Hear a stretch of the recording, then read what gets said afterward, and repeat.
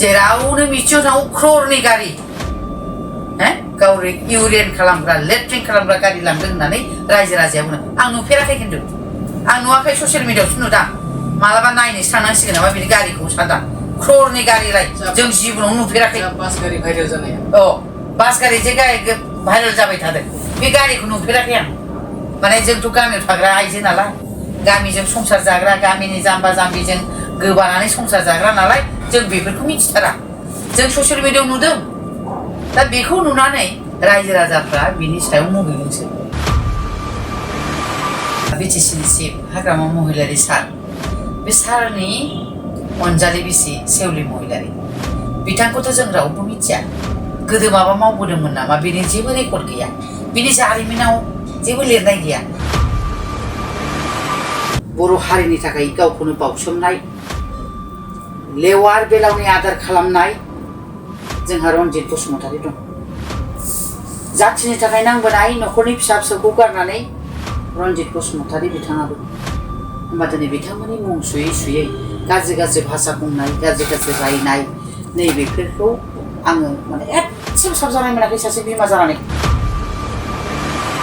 खुलुमबाय बे समाव आं बड'लेण्ड बुब्लिनि गाहाय सामलायगिरि राजिब बसुमतारी लोगोसे दिनैनि समाव बयबो मिथिगौ दि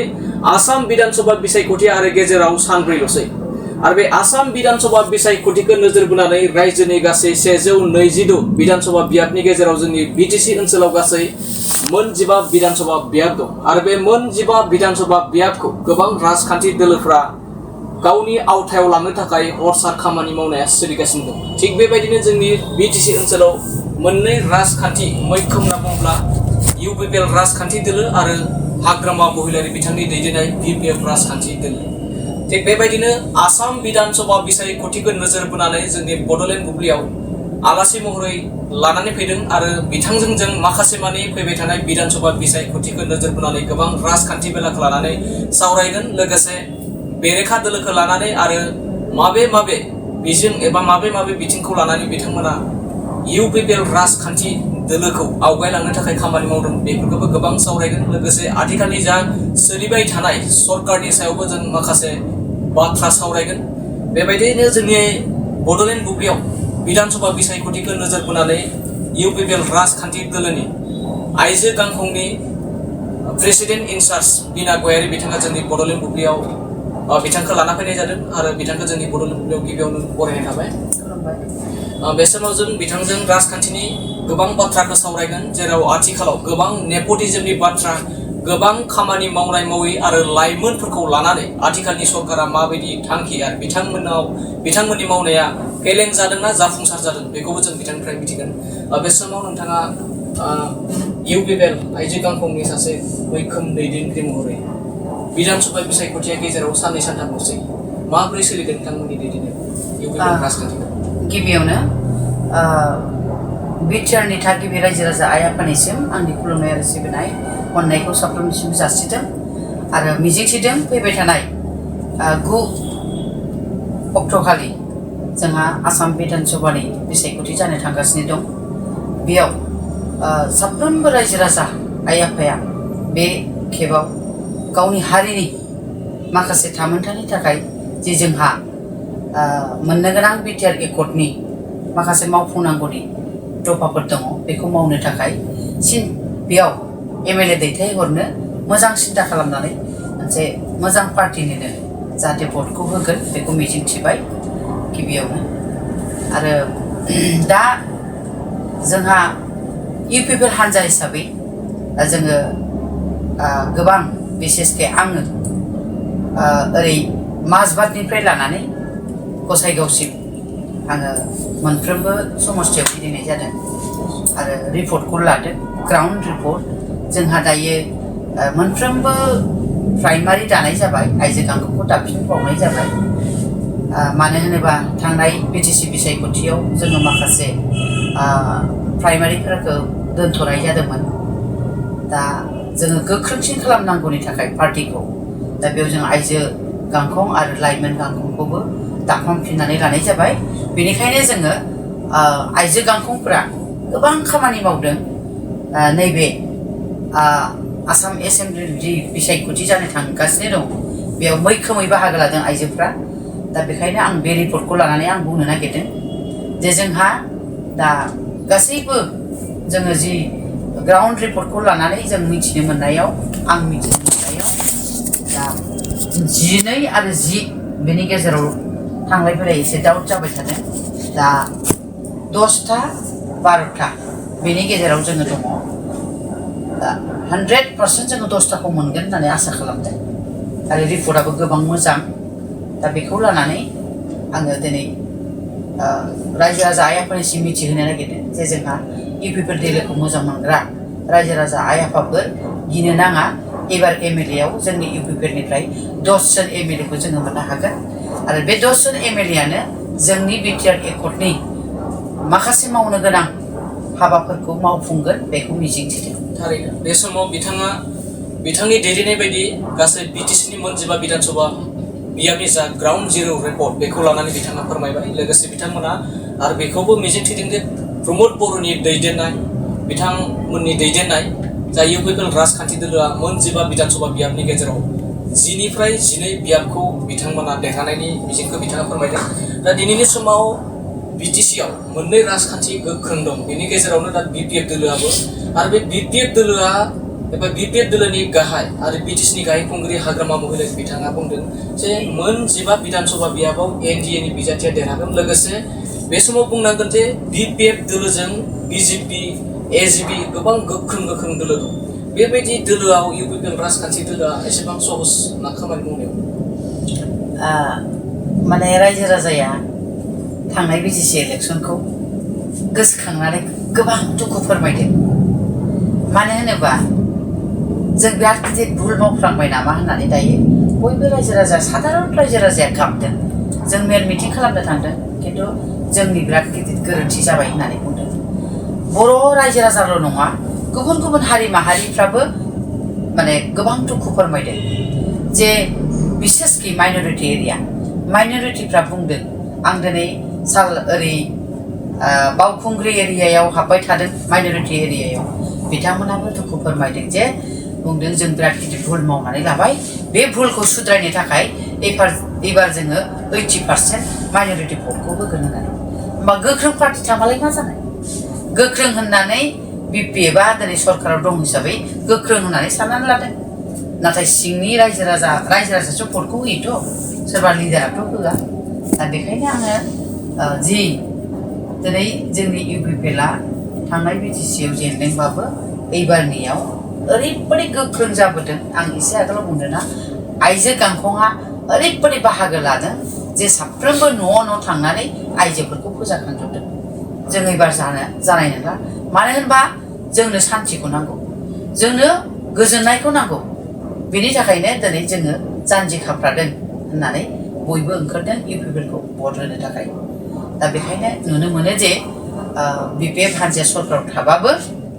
माने बिथांमोना जोंखौ फेजेननो हानाय नङा जों UPPL दोलोआ 10टाखौ सियर थारैनो नंगौ बे समाव थांनाय जा काउन्सिल बिसायख'थि बे काउन्सिल बिसायख'थियाव जा माइनरिटिनि भट बेयो 70निफ्राय 80 जौखोन्दो BPF राजखान्थि दोलोनो होदोंमोन आरो बिथांमोना होनायनि गुबै जाहोनानो जाहैबाय जा BJP राजखान्थि दोलोखौ गोबां स्ल'गान होदोंमोन BJP हाताव BTC बासाव दा बेफोरखौ फोथायनानै बिथांमोना माइनरिटिफ्रा भट होदोंमोन दा बे समाव माइनरिटिफोरखौ बिथांमोना गिदिर मोनसे थगायनाय जादों होनना सानो नामा थगायनाय जादों मानो होनोबा बिथांमोना जि बायदि माने प्रतिश्रुति होदोंमोन दा बे प्रतिश्रुतिया गासैबो भुवा होननानै माइनरिटिफ्रा मिथिनो मोनबाय मानो होनोबा गोथौ सिन्था खालामाखैमोन थांनाय BTC इलेक्सनाव हानि मोन्थाइ होगोन होनदों हानि मोन्थाइखौथ' नों आं सोरबा माबाया बानायनो हाया आयेननि खोथा दङ दे नोङो ट्राइबेल बेलेन्स भटआव जोङो माइनरिटिनो हा होगोन बा होनो हागोन नामा हाग्रामा मुलियारि सारा बेथ' माब्लाबाबो जाथाव नङा दा बेनिखायनो जिबायदि प्रतिश्रुति होदोंमोन बिथांमोना बे प्रतिश्रुतिनिफ्राय जानगाराव दं दा बिथांमोना होनो हाया नैबेखौ नुहुरबाय आरो माइनरिटि बिथांमोना मेलेमजिबि बिथांमोना बुंदों जे जों बिथाङा होनोबा बै ट्राइबेल बेलेन्स भटफ्राव जोंनो होनो हागोन नामा नैबे कुइसनखौ उल्था जोंनावसो सोंफिनदों दे बे माब्लाबाबो जाथावा जों दासो सिन्था खालामनानै मोनदों आरो बिथांमोना बुंदों जे एसटिनि खोथा आदिबासियाव ट्राइबेलफोरनो ट्राइबेल होगोन होननानै नाथाय ट्राइबेल होगोन होननाय लोगो लोगो बै थाखानाय ट्राइबेलफ्रा जेरैबायदि हांगामा खालामदोंमोन जेरैबायदि आन्दलन खालामदोंमोन दिनै फरायसाफ्रानो जोंनि बर' हारिनि फरायसाफ्राबो खालामदों गुबुन गुबुन हारिनि बे जोंहा ट्राइबेल थाखानाय ट्राइबेल गथ'फोराबो जेरैबायदि सेक्रेटारियेटआव फैनानै दावराव जालायनाय जादों दा बेखौ नुयोबा बेखौ नुजोब्बाय रायजो राजाफ्रा दिनै होनो हामारा बै आदिबासि एरियानि रायजो राजाफ्रा बुंबाय होनो हामारनाय नङा जोंनो होननानै दा बेखौ लानानैनो दिनै बिथांमोना जि प्रतिश्रुति होदोंमोन बिनि गोजानाव दङ बेखायनो बिथांमोना बुजिनो मोनबाय दे आदिबासिफ्राबो जोंनो एसटि होनो हाया बिसोरो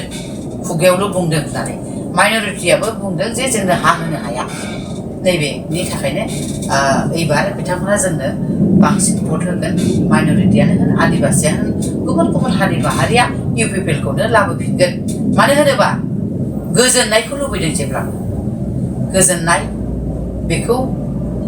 लुबैनानै रायजो राजाया बै UPPL हान्जायानो मोजां मारमोन होननानै सिन्था खालामदों एबा फस्थायदों थारैनो बे समाव नोंथाङा जेब्ला BDC सेक्रेटारिनि जा एसेम्बलि हलनि बाथ्रा बेखौ नोंथाङा फोरमायबाय जेला बेयाव नाथाय BPF आरो हाग्रामा महिलारि बिथाङा नोंथांमोननि दैदेननाय UPPL राजखान्थिनि दोलोनि थुनज्लायनायावसो एबा दुलाराय बर' फरायसा आफादनि थुनज्लायनायावसो बेफोरबायदि जादों इन्स्टिगेट दङ होननानै बेफोरबायदि थार्ड पार्टि सेकेन्ड पार्टिनि बाथ्राखौ नोंथांमोनासो माने जिबायदि दावराव दावसि बेखौसो खालामबाय थायो होनना सरकाराव गैयो मा बुंगोन बेनि सायाव आं दा बेखौनो बुंनो नागिरदों मानगोनां जोंहा दानि BTCनि चिफ हाग्रामा महिलारि सारखौ बिथाङा जुदि UPPLआनो खालाममारदों होनोबा बेनि फोरमानखौ होथों बिथाङा फोरमानखौ हो आरो बे सासे चिफ मानो हमनो हायाखै सोर UPPLनि लिडारा खालामदों हमनानै हो आयेना बिजिरगोन दा बेखौनो बुंनो नागिरदों आं बे सासे चिफ जानानै नंखाय बाथ्राफोरखौ बुंनानै रायजोनि गेजेराव गाज्रि फोसावनो दा नाजाथों मानो होनोबा रायजो राजा आइ आफाया दा जाम्बा जाम्बि नंद्रायला बुजिनो हानाय जाबाय सोर खालामदों दिनै जुदि UPPLआनो खालामदों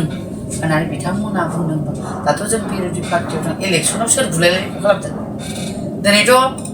ओरै उदालगुरियाव दिनै आबसुनि गारि बुफायनाय UPPLनि न'खरनि गारि बुफायनाय बे हाबाफारिया बोरै जानो मोनबाय थादों होमबा दिनै BPF दोलोनो मा खालामनानै दं जा हाग्रामा महिलारि सारिया मा खालामनानै दं जानो होनो नाङामोन ना बियो बे जाथायफोरखौ जाहा होनो नाङामोन जुदि UPPLआसो खालामनांगौमोन ना सरकाराव गैया हिसाबै जाहा पावाराव गैला होननानै जों पावाराव गैयैखाय जों हांगामा खालामनांगौमोन जोंसो जेरैखिजाया देरहानांगौ होननानै नाथाय बिथांमोना मानो दिनै बिथांमोननि मानसिफ्रा थांनानै दिनै आबसुनि गारि दिनै UPPLनि सासे सोद्रोमानि गारिफोरखौ दिनै मानो बिदि खालामदों निस्सय बिथांमोना मोनदांबाय जेननायाव दङ जों जेनजोबसिगोन होननानै ओंखायनो देरहानांगौनि थाखाय बिथांमोना बुख्रुब सुख्रुब खालामनानैबाबो देरहानो नागिरदों बै 17 बोसोराव खालामनाय सरकार सालायनायखौनो दिनै लाबोफिननो नागिरदों बिथांमोना थारैनो नोंखौ बे समाव नोंथाङा उदालगुरिनि बाथ्रा बुंबा दिपेन बर'नि बे समाव गोबां दोहौ सोलिदों बे दिपेन बर' बिथांनि जा दोहौ बेजों बे दोहौआनो क'क्राझारसिम नांदों दा बे समाव रिहुन दैमारिनि सायाव गोबां अजद बिथाङा गोबां गुन्दाबानि बाहायनायनि गारि बुख्रुबनायनि फिसालाखौ बाय इलेक्सनाव गेलेहोनाय बेफोर बाथ्रानि सायाव मा फोरमायगोन आं बेखौनो बुंनो नागिरदों जाहा मानगोनां रिहुन दैमारि सार बेबो मन्थ्रिबो जालांबाय MLA जाबाय नङा होमबा दा जोंहा बिथाङाथ' गोबां स्किमनि सायाव रायजोजों आसि थुजादों उमुक मावाखै बायदिसिना एसेबां थाखा फैसा फैदों सरकार बे सासे मन्थ्रि जादों बेजों मानो मावदिया लामा दंग'फ्रा मानो जादिया बेफोरबायदि बायदिसिना आसि थुनानै बिथांखौ रायनो हागोन नाथाय जोंहा मानगोनां दिपेन बर'खौ मा होननानै रायनो नागिरदों बेनि बेकग्राउन्डआ मा रायजो राजाया आइ आफाया बयबो मिथिगौ दुलाराय बर' फरायसा आफादनि आफादगिरि जाबोनाय जाथिनि सिनस्रि आबसुआ हारिनि सिनस्रि दिनै बेखौनो दैदेननानै बिथांमोननि दैदेननायावनो दिनै जोंहा थांनाय बिथांमोननि नाजानायाव दिपेन बर'नि नाजानायाव जोंनि चिरां आरो क'क्राझाराव गोरों गथ' ओंखारदों थांनाय UPPL सरकार थानाय समाव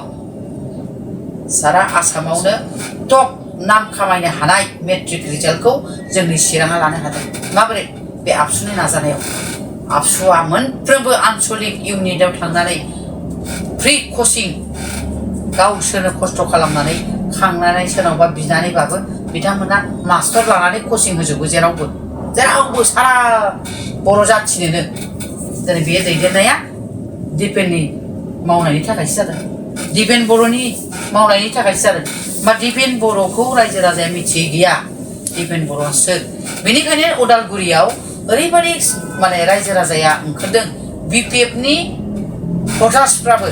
माने आंग्रिखांदों जे जोङो BPFनोनो होयोमोन नाथाय दिनै जों दिपेन बर'नो होगोन मानो हारिनि मुङाव बे जोंनि बर'नि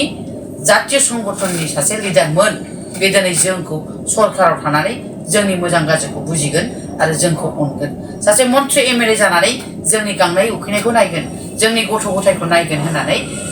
रायजो राजाया फोथायनाय दं बेखायनो दिनै आबसुआव थानानै इसिबां नायबोदोंबा जाथिखौ सिबिबोदोंबा दिनै सरकाराव फैनानैथ' बिथाङा जोंखौ साबसिन नायनो हागोन नै बेखायनो बेखौ भटखौ एकदम उदालगुरियाव दिपेन बर'खौ फेजेननो हानाय खुनु पार्टियानो गैया दा बे दिपेन बर'आ 100% देरहागोन थारैनो नंगौ बे समाव उदालगुरि बिधानसभा थामहिनबा 46 नं उदालगुरि बिधानसभा बियाबनि बाथ्राखौ लानानै जों गोबां सावरायबाय दा बे समाव जों आरोबाव हाग्रामा महिलारि बिथांनि दैदेननायाव जा सरकार BPF सरकार गेरेन्टिनि बाथ्रा ओंखारबाय थादों मोनबा गेरेन्टि दा बे गेरेन्टिनिनो आं मोनसे गेरेन्टिखौ सायख'नानै नोंथांनियाव मिथिनो लुबैगोन जे लाइमोनफोरनि मुङाव 2 लाख रां होनाय बहा मोनो बिनि वेबसाइटआ मा फर्मखौ बहा मोनो बेफोरनि सायाव गोबां माने सरसा जादों मा फोरमायदों नोंथाङा बे समाव बे लाइमोनफोरखौ लानानै जे बिथाङा जे राजनिति खालामदों जेरै उन्दै गथ'फोरखौनो माखासे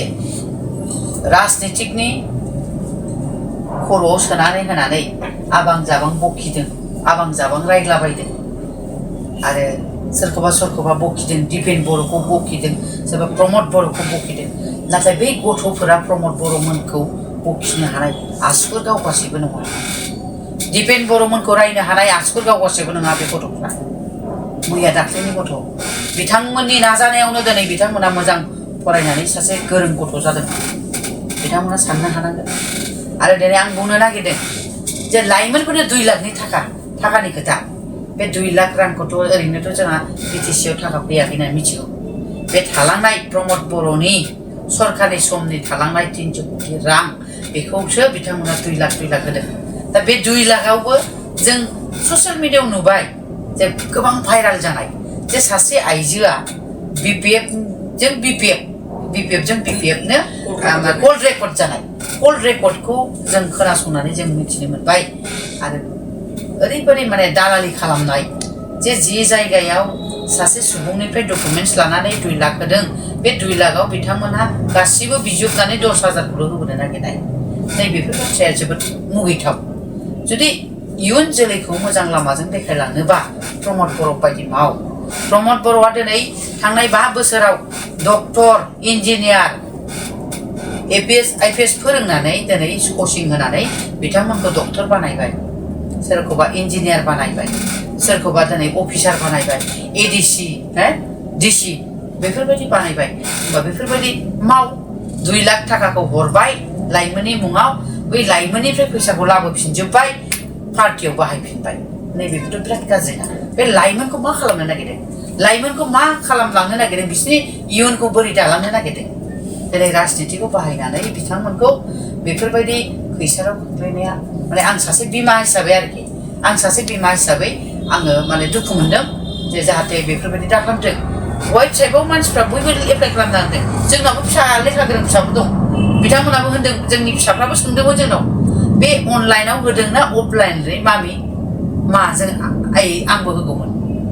जोंनि गथ'फ्राबो सोंदों जोंनि बिब' बिनानाव गथ'फ्राबो दं लेखा गोरों गथ'फोर दं लाइमोनफोरनो होयोब्ला होननानै बिथांमोनाबो सोंदोंमोन वेबसाइटखौ नागिरना मोनाखै आङो आरो दिनै अफलाइनजों होयो होनोबा जोंखौ नुबाथ' जोंनि फिसाखौ होखानाय नङा दा बेबायदियाव गोबां फैदों जोंनाव पाब्लिकनि फिसाफ्राबो फैदों वेबसाइटखौ नागिरना मोनाखै लेखा गोरों गथ'खौ नागिरदोंमोन बबाव होयो होननानै नागिरदोंमोन एसे खबर लालाय होननानै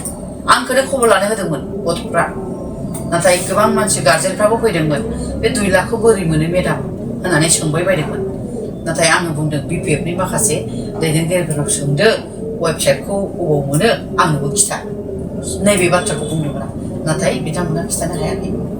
दा दिनै जों अकल रेकर्डआवसो मिथिबाय सिरि सिरि लांलायनानै डकुमेन्टसा लांलायनानै पास खालामनायनि उनाव मोनखांनायनि उनाव एकाउन्टनिफ्राय दरना हरफिनजोबनांगौ बे मोजां जादों नामा?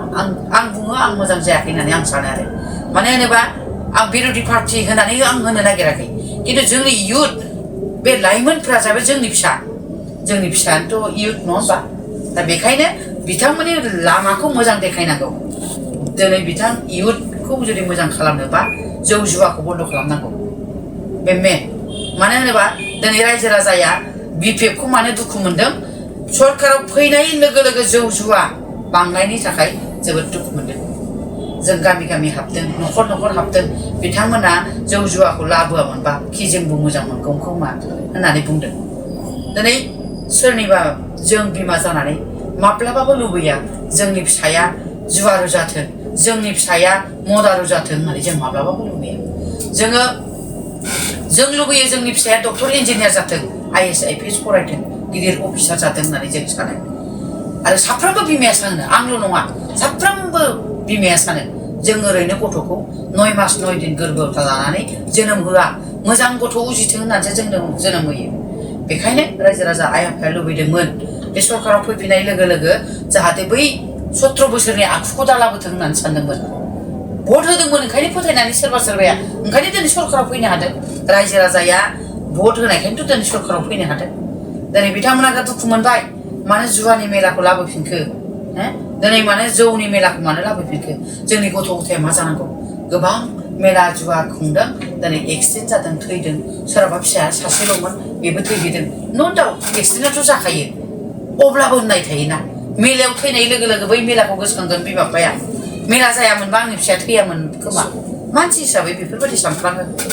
आंनि फिसाया थैनाय नङामोनदां, मेलायाव थांनानैसो थैहैदों, नैबेफोरबायदि दुखु मोनो। बेखायनो दिनै रायजो राजा आइ आफाया दुखु मोनदों। दा लाइमोनखौ माबे लामाजों लांनो नागिरदों, नाथाय प्रमद बर' मावनाय बायदि मावोमोनबा होननाय जादों आरो। दा बेखायनो एबार रायजो राजाया गासिबो माने सिरि मोनजोब्बाय। जोंनो बै दावराव दावसि सरकारखौनो नाङा, जोंनो सान्थि बयबो रायजो राजा आइ आफाजों आरो गुबुन गुबुन हारि माहारिजों गोरोबनानै जानो हानाय मोनसे बे परिस्थितिखौसो जोंनो नांफिनगौ, सरकारखौ बेखौ नांफिनगौ होननानै UPPLनो भट होनो होदों। थारैनो बे समाव गोबां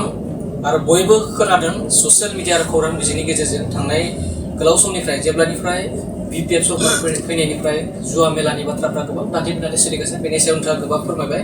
दा दिनैनि समाव नोंथाङा सासे आइजो महरै राजखान्थिनि बेलायाव सासे गोख्रों राजखान्थिनि दैदेनगिरि महरै थिग बेबायदिनो हाग्रामा महिलारि बिथांनि अनजालि बिसि सेवलि महिलारि बिथां, बेनि सिगां हाग्रामा महिलारि बिथांनि बिबोनां मुनमुन ब्रह्मनि सायावबो गोबां नेपटिज्म न'खरनि राजखान्थि बेखौ लानानै गोबां सावरायनायखौ नुबोदों। दा जोबथायाव दा बिधानसभा बिसायख'थियाव हाग्रामानि बिसि सेवलि महिलारि बिथांनि सायाव गोबां चर्चा जादों, सावरायजादों। बेनि सायाव माबायदि फोरमायगोन? बिथाङा गोबां रांखावरि गोनां सासे आइजो, सासे बिजनेसमेन, दिनैनि समाव लरेन्स इस्लारि बायदिखौ आसि थुनानै बाथ्रा बुंनो हानाय, बिनि सायाव माबायदि नोंथाङा फोरमायगोन?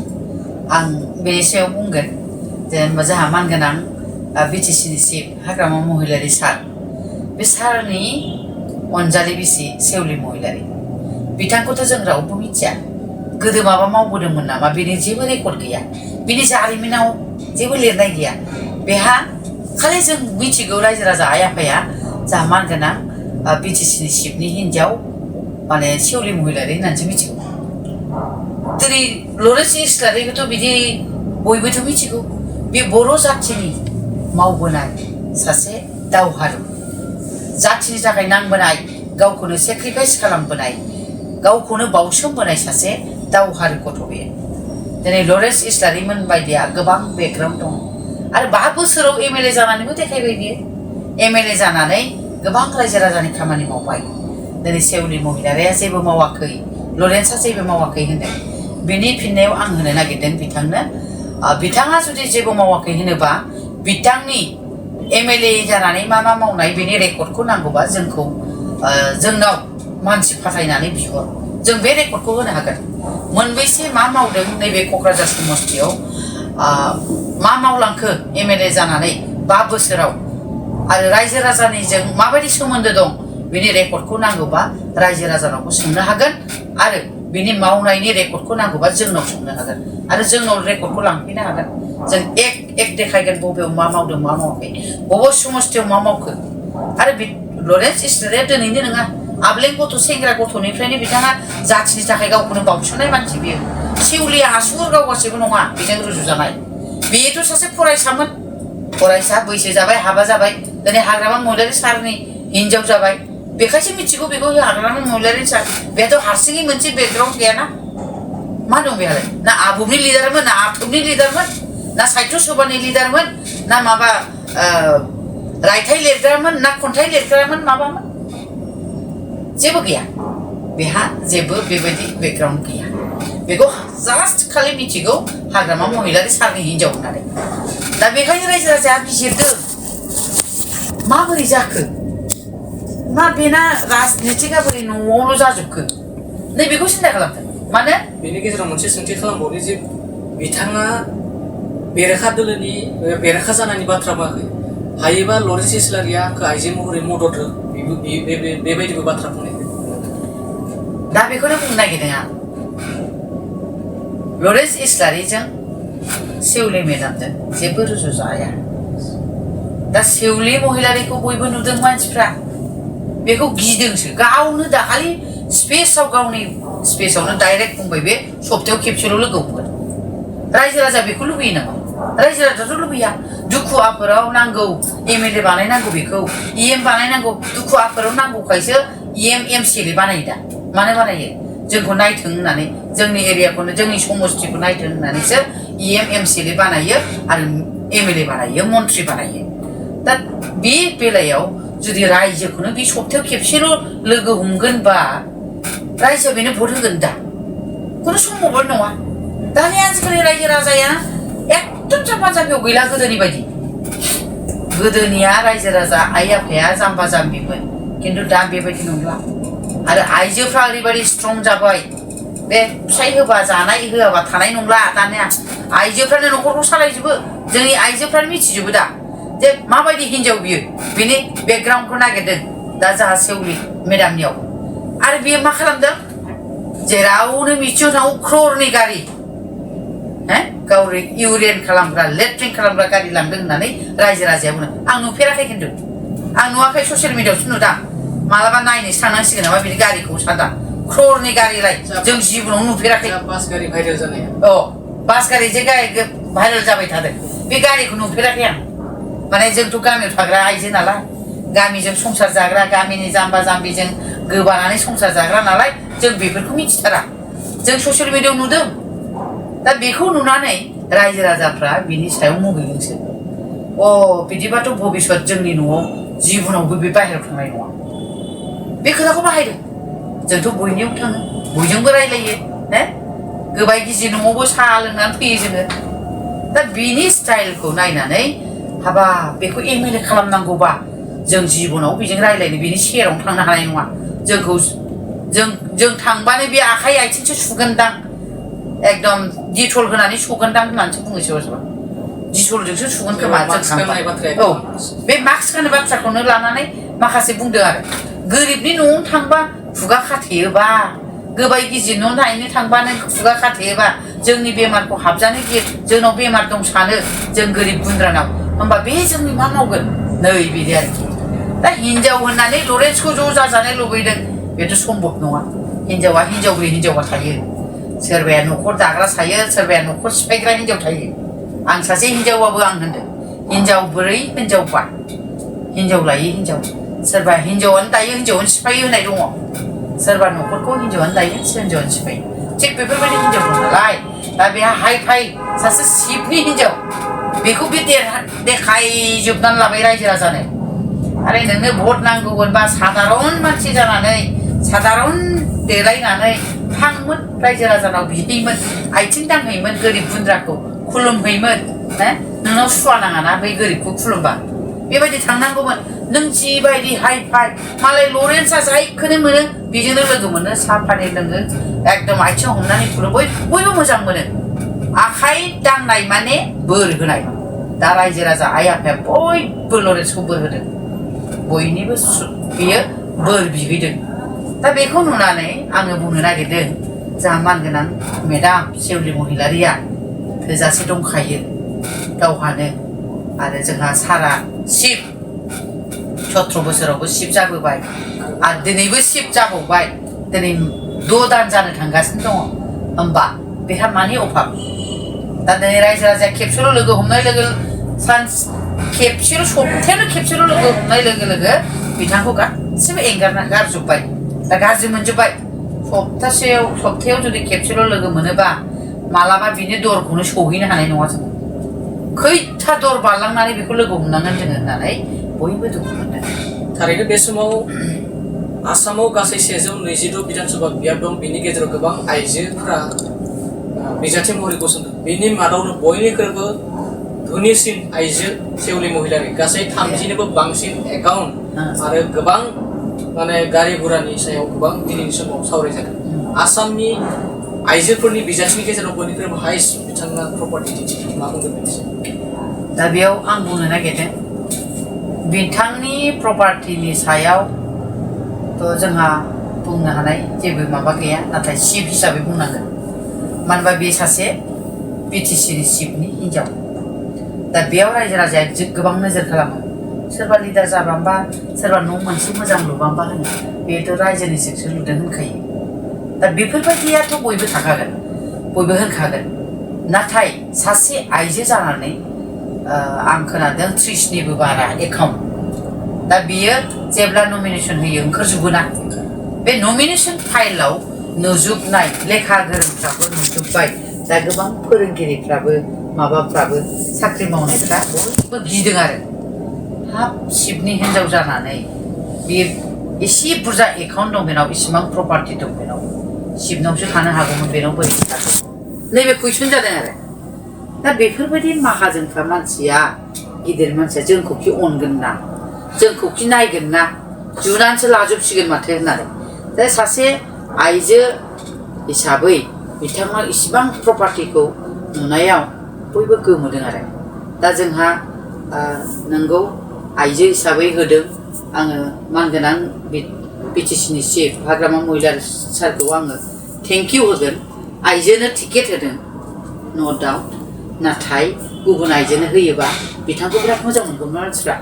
गावनि बिसिखौ होआलासिनो गुबुनखौ होनांगौमोन मानो न'खरावनो जाजोब्बाय गाव जाबाय चिफ बिसिया जाबाय एमएलए नि टिकेट मोनबाय आरो बेनि सायाव बिबोनाङा इएम आरो गाबोन फिसाला देरगोन बेखौ इएम बानायगोन एमसिएलए बानायगोन मा माने दं बानायिनि बेखौ कुइसन खालामनो रायजोफ्रा दा लुबैदोंमोन बियो गुबुननो होयोबा मोजांमोन गुबुन माने जोंहा जोंनि नोजोराव दङ जोंहा मानगोनां बारगौ एमएलए मन्त्रि आब' प्रमिला रानी ब्रह्म जेब्ला आब' प्रमिला रानी ब्रह्मआ आथोबनि लिडारमोन प्रेसिडेन्टमोन जोंनि निसिमा ओनसोलाव बेरायहैनाय समाव जों क्लास 6-7नि आं बिसेसके आङो क्लास 6-7आवल'मोन ग्राउन्ड गाननानै दै रानग्रामोन आङो आब'मोन थांबा नाथाय बिथांनि मावनायखौ नुनानैनो जों दिनै लिडार जानो ओंखारदों जों लिडार रायजो राजाखौ सिबिनो ओंखारदों आब'आ जेरैबायदि बर' आइजोनि गेजेराव नाम खामायबाय जेलबो जानांदों औ मोनसे समाव जेलबो जानांदों आरो बे आब'आ मानगोनां जोंनि बर' हारिनि बिफा उपेन्द्रनाथ ब्रह्मजों दावहा नांबोनाय मालाबा फायखाना माने गाब्र'नांनाय बेबायदि दावहा नांबोदों आब'आ बेबायदि दावहारु सासे आइजो जानानै आइजो बेहा समानो गैखाला एबार खेबसे लास्ट चान्स आब'नो होबावनोसै होननानै होनायमोनबा जोंबो UPPL निबाबो बिराद मोजां मोनगौमोन देरनाय देरहानाय थाखायो नङा होनबा अब्लाबो आब'खौ नेवसिनानै गावनि हिनजावखौ होनायाव मानगोनां हाग्रामा महिलारि सारा माइनाससो जादों बिसिखौ होनायाव माइनास जादों रायजोआ दुखु मोनदों आब' प्रमिलानो एबार खेबसेखौ होनांगौमोन जानो हागौ जों गुबुन पार्टिनि नाथाय जों मान होयो आब'खौ बर' आइजोनि गेजेराव सासे मन्त्रि जालायनाय आब'आ आंखौ मिथिगौ आं आथोबनि मावबोनाय 2004निफ्राय आं उदैयाव फिसा लानानै आङो आब'नि प्रेसिडेन्ट जाबोदों आनसलिकआव 7 बोसोर बेनि उनाव आङो 4 बोसोर आं माबायाव डिस्ट्रिक्टआव भाइस प्रेसिडेन्ट हिसाबै खामानि मावबोदों चिराङाव। बेनि उनावसो आङो 2015आव पार्टियाव जइन जादों। पार्टियाव जइन जानाय लोगो लोगो आं दिनैसिमबो पार्टियावनो दं। दा बेखायनो आं बुंनो नागिरदों, आं गुबुन दोलोआव थाबालाय मानो आब'खौ नायनानैसो लिडार जानाय जोंबो। आब' प्रमिला मोननि मावनायखौ नायनानैसो जोंबो लिडार जाबोनाय। दा बेखायनो आं माने बयबो सावरायदों आरो आइजोफ्रा आब' प्रमिलानो होबावबानो जायोमोन, गावनि बिसिखौलाय मानो होनांगौ, एफा माहाजोनखाया एफा माबाखाया, बेलाय उन्दै मानसि बैसोबो दं बेहा। आब'आथ' 5 बोसोर थाबावनांगौबाथ' आरो समायानो गैला। नैबे कुइसन जादों आरो रायजोनाव, माने आब'आ 5 बोसोर नांनाय जानोसै ना। दाथ' सेउलि मेडामनो होबाय, आब'आ 5 बोसोर थानांबाय नङा होमबा। बै 5 बोसोरनि उनावथ' बैसोआ बारा जाबावनोसै ना। दा बेखायनो बयबो दुखु मोनदों। दा आब' फैयोमोनबा खि जाने आब'नो जोंना मानगोनां लरेन्स इस्लारि साराबो आब'खौ अननानै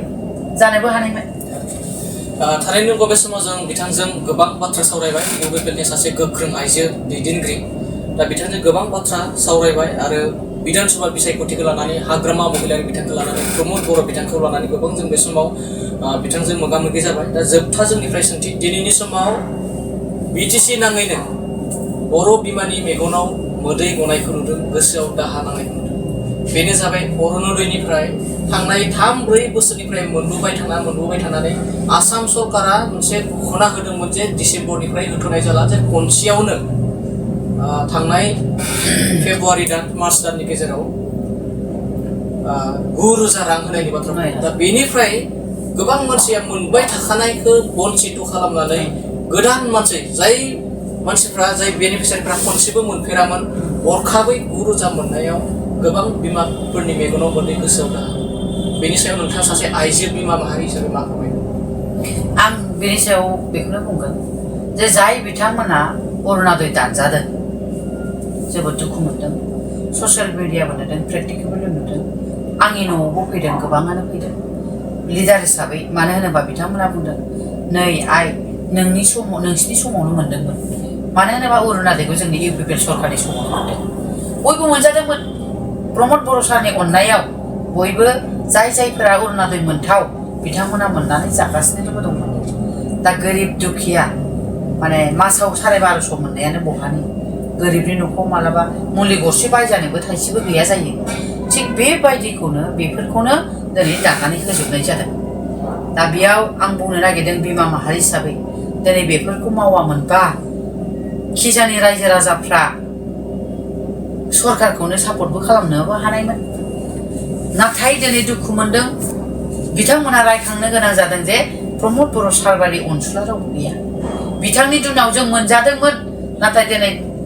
हाग्रामा महिलारि सार फैनाय लोगो लोगो, सरकाराव फैनाय लोगो लोगो जों अरुणोदयखौनो रावबो मोनजायासै। बिराद गाबदों रायजोफ्रा। दिनै अरुणोदयखौ दानना होनायनि गोबाङानो दुखु मोनदों। मैया आं लाइमुथि एरियाव थांदोंमोन, गोबां रायजो राजाफ्रा गाबदों, बुंदों जों इसिबां UPPLनि सरकारनि समाव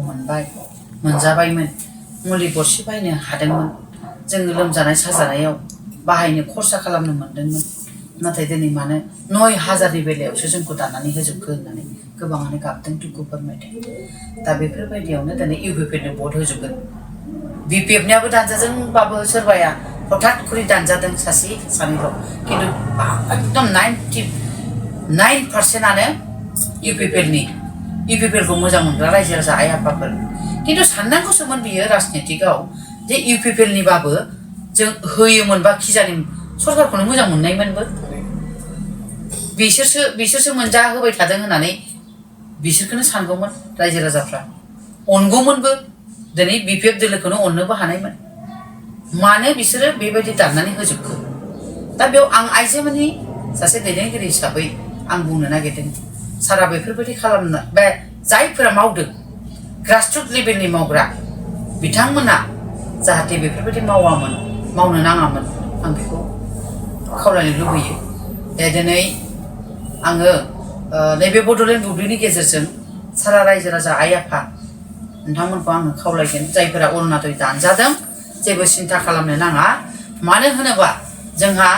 UPPL दोलोखौ मोजां मोनग्रा रायजो राजा आइ आफाखौ आङो बयनिसिमबो खावलायगोन जे रायजो राजाफोर नोंथांमोनहा दुखु दाजा, जायफोरा मोनजायाखै अरुणादला दानजाबाय अरुणादय दानजानाय रायजो राजा आइ आफाफ्रा दुखु जानो नाङा जोंहा 10थासोआ MLA आ देरहाखागोन जोङो बेजोंनो जों अरुणादय माबाखौ आसनिखौ लाबोफिननानै गोदानै बै दानजानायफोरखौ जोङो थिग खालामनानै आरो जायफोरा मोनाखै बेखौ मोनहोनाय राहाखौ खालामगोन मानो होनोबा जोङो MP 3 दं जोंहा UPPL आव जोंहा गिनांगौआनो गैया MP 3 दं बे MP 3आनो जोंहा स्टेटनिफ्राय सेन्ट्रेलनिफ्राय लाबोनानै जाय बिथांमोना मोनजायाखै बिथांमोनखौ जोङो मावनानै होगोन UPPL निफ्राय आरो जायफोरा दानजादों बेखौ जोङो नैबे इलेक्सन बायनाय लोगो लोगोनो जोंनि देरहानाय जेननायखौ खोथा गैया जोङो बेजों देरहानाय जेननायखौ जोङो माबा खालामाखै थेवबो अफिसियेलि खामानिफोरखौ जोंनि गोबां आइजो दैदेनगिरिफ्रा मावनो हिसाबै जानजि खाफ्राबाय जाहाथे बिथांमोना मोनजाखानाय बिमाफ्रा मोनजाफिननांगौ मोनजाखानाय आइजोफ्रा गासिबो मोनजाफिननांगौ दानजानायफोरा गासिबो मोनजाफिननाय जानांगौ बेनि थाखाय जों हाबा मावगोन थारैनो नंगौ बे समाव जोबथा सोंथि आरोबाव मोनसे गोसोआव फैदों बेनो जाहैबाय जोंहा माखासे BPFफोरनि राजखान्थि दोलोनि गेजेराव दा ओरैबायदि लाइमोन उन्दैफोर बिथांमोननो मोनसे बाथ्रा बुंनो थाखाय खाबु होदों जेराव 20-30 बोसोर सोरबा 35 बोसोर हारिनि थाखाय खामानि मावबोनाय बैफोरबायदि दैदेनगिरिफोरखौ ओरैबायदि माखासे स्लें लेंगुवेज बाहायनानै गाज्रि बाथ्रा बुंनाय बेफोरबायदि गोबां सोलिदों जेराव हारिनि थाखाय सोरबा बायदिया 20-30 बोसोर आबसुआव थानानै सोरबा बायदिया NDBआव थानानै हाथियार हमनानै गोबां दैदेनगिरि एबा बर' हारिनि थाखाय नांबोदों बैफोरबायदि लिडारफोरखौबो मान होआलासिनो गोबां उन्दै गथ'फोर जाखांफुहांनाय बिथांमोननो बाथ्रा बुंनो हगारना होनाय जादों बेनि सायाव मा बुंगोन 21-22 बोसोरनि गथ'फोर आइजो सासे नुबाय थादों बिथांमोन बै गथ'फोर आरो गोबां लाइमोनफोर बे लाइमोनफोरखौ जे मा खालामलांनो नागिरदों बिसिनि फिउचारा मा जालांगोन बेखौनो साननानै मोनाखै जोबोद सिन्था खालामदों मालाबा ससियेल मिडियायाव नायनानै दुखु मोनो आरो माने जोंहाबोथ' बिदि फिसा दं नालाय जोंहाबो बिसोरबायदि फिसा लेखा गोरों दङ दा बेफोरखौ नुनानै दुखु मोनदों आरो माने बुंथावै बाथ्रा रायलायथावै बाथ्रा 30-35 बोसोर संग्राम खालामबोनाय जाथिनि थाखाय जोंहा लरेन्स इस्लारि प्रमद बर' दिपेन बर' गोबां दं बिदिनो दिनै MLA जानायखाय रायलाय नालाय बिसोरो MLA जागोनखाय दा बेनि सायाव आं बिसोरखौल' रायखांबाय जोंहा बिथांमोनखौ आरो दिनै जोंहा सासे दंबावो बर' हारिनि थाखाय गावखौनो बावसोमनाय लेवार बेलावनि आदार खालामनाय जोंहा रनजित बसुमतारी दं जाथिनि थाखाय नांबोनाय न'खरनि फिसा फिसौखौ गारनानै रनजित बसुमतारी बिथाङाबो होमबा दिनै बिथांमोननि मुं सुयै गाज्रि भाषा बुंनाय गाज्रि रायनाय नैबेफोरखौ आङो माने एसेबो साबजानाय मोनाखै सासे बिमा जानानै मा खालामनो नागिरदों बिसिनि लाइफखौ बेखौसो साननानै मोनाखै आं बुंबाय कास्टमोनहा बुंबाय दे बेबोथ' आबसुनिफ्राय फैनायसोमोन ना बे कास्टमोन बायदिया प्रमद बर'मोनखौ रायनो समाया दिपेन बर'मोन बायदिखौ रायनो समाया लरेन्स इस्लारिमोन बायदिखौ रायनो समाया बे कास्टमोना सासे लेखा गोरों गथ' आं बेखौ फंबाय होनो फंबाय हिसाबै आं बेखौ बुंनो नागिरो दिनै आं नोंथांमोननि गेजेरजों बुंगोन फंबाया बांद्राय नंखाय बाथ्रा बुंनायनिफ्राय गोजानाव थानांगौ मानो होनबा गावबो सासे आबसुमोन नायदावना मुजुबा गावनि बिखायाव नायगौना मुजुबा गावनि आसि बिमायाव दिनै गावबो सासे आबसुनि दैदेनगिरिमोन दिनै आबसुनि लिडारफोरखौनो रायलाबायनाया थिग जायाखै होननानै आं सानो आरो आं फंबायखौ खावलायो जाहाथे बियो जानला मोनला नंखाय बाथ्राफोरखौ बुंलाबाया आरो जोंहा बिदिनो गोबां प्रहलादमोन दंबावो प्रहलादथ' आबसुनिमोन ना प्रहलाद फंबायखौबो आं बुंनो नागिरदों बिथाङाबो नंखाय बाथ्रा बुंनाय मालाबा फेंफोना जालायनाय खुगा बुङो जानला मोनला खोथा बुंनाय बेफोरखौ गोजानाव थानांगौ बे माबा गाव जे बे बेकग्राउन्डनि मानसिमोन गाव जे सासे आबसुमोन होमबा दिनै आबसुनि गथ'फ्रा मानो आबसुनिफ्राय फैनाय मानसिफ्रा मानो बिदि जानला मोनला खोथा बुंनांगौ एसे बुजिनांगौ आरो नोंलाय मामोन होननानै आसथुबाल मानसिफ्रा नों बबेनिफ्राय फैनाय होनबा रायजोफ्रा जाम्बा जाम्बि गैलाना बुजिजोबसै नों बबे बेकग्राउन्डनिफ्राय फैनाय नों सोरमोन गोदो ओरैमोन हारि कास्टमाथ' ओरैबायदि आबसुआव थानानै इडुकेसननि माबा जानाय समाव सेक्रेटारि जानाय समाव ओरैबायदि लेक्सार होयोमोन सारा रायजो राजाया ओरैबायदि मोजां मोन आबसु थानायखौसो मोजां मोनदों नोंखौ आबसु थानानै लेक्सार होनायखौसो नोंखौ मोजां मोनदोंमोन दा रायजो राजा बिराद मोजां मोनोमोन नाथाय दिनै बियो बिपिएफआव हाबनाय लोगो लोगो बेखौ गोबां रायजो राजाया मुगैबाय आरो खोथाफ्राबो जानला मोनला होनबायना प्रमद बर'मोन बायदिखौ जिगाब बुन्थाबादि रायोबा गाज्रि गाज्रि रायोबा होमबा सोरबा मोजां मोनगोन प्रमद बर'आ सोर जोंहा मानगोनां आफादगिरिखौ बिराद रायजो राजाया बिथांनि महर बिथांजों दिनै इउपिपिएलआव सोर दं प्रमद बर'नि थाखाय दङ होननानै आं बुङो इउपिपिएलआव जोंबो प्रमद बर'नि थाखायनो दङ जेब्लासिम थागोन अब्लासिम जोङो इउपिपिएलआवनो थागोन मानसिफ्रा गोबाङा बुंदों जोंनि नाम लायै लायै बुंगासिनो दं ओइ बिना गयारिबो फैसिगोन जोंजों जयनिं जासिगोन ससियेल मिडियायावबो बुंदोंनो अबावबा मेल मिथिङाव बुंदों इउपिपिएलनि दर फांग्रायावसो थागोन आं लास्टाव रावबो गैयाबा आं बेखौ बुङो आरोखि थारैनो बे समाव दिनै बिधान सभा बिसायख'थिखौ नोजोर होनानै जोंहा इउपिपिएल आइजो गांखंनि प्रेसिडेन्ट इनचार्ज बिना गयारि बिथांजों गोबां बाथ्रा सावरायबाय आरो बे सावरायनायजों गोबां राजखान्थि बिथिंखौ लानानै अपोजिसन आरो रुलिं गभर्नमेन्टखौ लानानै गोबां बाथ्रा सावरायबाय आरो बे समाव जोंनि बड'लेण्ड बुब्लियाव बेखिनि समखौ होनायनि थाखाय रोजा रोजा साबायखर जोबनायनि सिगां आं रायजो राजाखौ खावलायनो नागिरदों बयनिसिमबो खावलायबाय आंनि गोसो गोरबोनिफ्राय आंनि खुलुमनाय आरो सिबिनाय साफ्रोमबो बड'लेण्ड नायगिरि रायजो राजा आइ आफाफोर आरो जोंनि इउपिपिएल दोलोखौ मोजां मोनग्रा मानगोनां रायजो राजा आइ आफाफोर सारा बिटिसिनि रायजो राजा आइ आफा नोंथांमोननिसिम आंनि खुलुमनाय आरो सिबिनाय अननाय बयनिसिमबो जासिदों फैगौ 9 तारिखआव जाथिनि मुङै जोंनि हारिनि मुङै बे खेबसेयाव जोंहा इउपिपिएल दोलोआवनो बा ट्रेक्टरनि छबियावनो भटखौ होनानै जाहाथे देरहासार खालामो बेनि थाखाय आङो साफ्रोमबो रायजो राजासिम आंनि आखाइ खबजबनानै नोंथांमोननिसिम आर'ज गाबबाय जाहाथे नोंथांमोना फैबाय थानाय 9 अक्ट'आव बयबो फुङावनो गावबा गावनि धोरोमनि इसोरखौ गोसोखांनानै जाहाथे भटखौ होयो मोजां मोजां होनानै फैयो जाहाथे बे दिनखालि रावबो पार्टियानो दावराव दावसि खालामा मोजाङै गोजोनै जाहाथे जालाङो बेनि थाखाय आङो बयनिसिमबो खावलायबाय गावजों गाव एना एनि जानो नाङा नांलाय खमलाय जानो नाङा दावराव दावसि जानो नाङा बेनि थाखाय आं बयनिसिमबो खावलायबाय आरो बयबो जाहाथे फैबाय थानाय 9आव जोंहा भट दान जागोन बेनि उनाव 14 अक्ट'आव जोंनि रंजालि बैसागु जाहाथे आफा इसोरा बयखौबो मोजाङै मोजां बैसागुआव रंजानो थाखाय जोंनि बयनिफ्रायबो देरसिन बर' हारिनि जे जोंहा बैसागुखौ जोङो फालियो फोरबो बियो जोंनि बे फोरबोखौ बयबो मोजाङै मोजां फालिनो हायो बेनि थाखाय गिबि आं नोंथांमोननो बैसागोनिबो गाहाम हामलायनायखौ बयनिसिमबो जासिबाय आरो बयखौबो खुलुमबाय थारैनो नंगौ बे समाव जों गोबां बाथ्रा सावरायबाय आरो बिथांजों मोगा-मोगि जा हाबाफारि जा जोबनायनि लामायावसै बे समाव जोंनि बड'लेण्ड बुब्लियाव फैनानै इउपिपिएल आइजो गांखंनि प्रेसिडेन्ट इनचार्ज बिथांनिसिम रोजा रोजा साबायखर आरो जोंनि बे मोगा-मोगि लानाय हाबाफारिनिफ्राय बिदाय लानोसै एसेनोसै गोजोन्थों खुलुमबाय।